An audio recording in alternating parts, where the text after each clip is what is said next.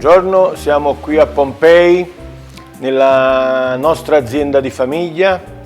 Io mi chiamo Carmelo Esposito, sono uno dei componenti di questa azienda che ha una storia cinquantenaria e stiamo qui a rappresentare i pani dell'antica Roma. Questo è l'ortolaganus, è un pane ricco di ingredienti, anzi direi ricchissimo.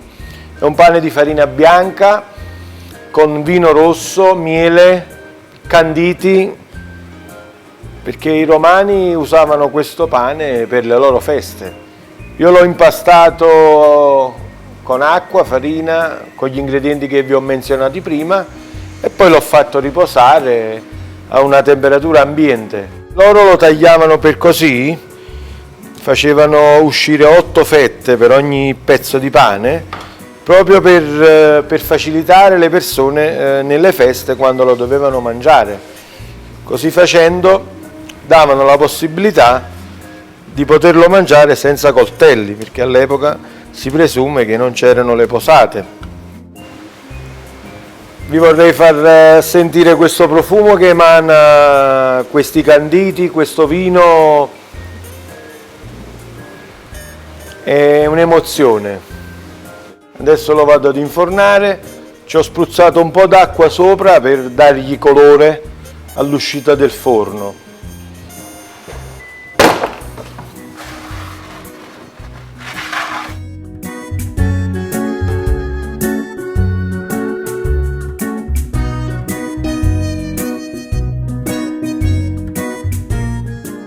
Questo è il cibarius, è un pane di crusca leggermente più bianco perché veniva miscelato con una farina bianca, una farina di lino, semi di lino, giusto per le persone di media ricchezza, diciamo né troppo ricchi né troppo poveri. Adesso lo andiamo a infornare, ci diamo quei famosi tagli di cui vi parlavo, perché per loro era problematico tagliare il pane. Allora già al momento che veniva lavorato, veniva tagliato. Come vedete sul pane ho cercato di non dargli tanta bellezza come i pani di oggi, proprio perché all'epoca loro erano, credo, grezzi. Questo è il pane di crusca, il pane delle persone meno nobili e del popolo, diciamo, e adesso lo andiamo ad infornare. La temperatura è intorno ai 200 gradi. Ovviamente il forno che andiamo a infornare è un forno moderno.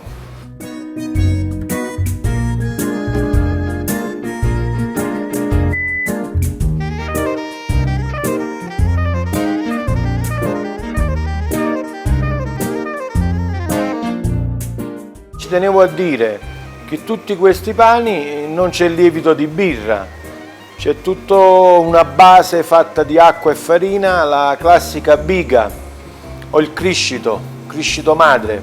Tutti questi pani sono stati studiati, non sono dei mix che trovate in commercio, sono dei prodotti di nicchia che trovate a Pompei dal panificio Esposito, il quale sarà lieto di accogliervi.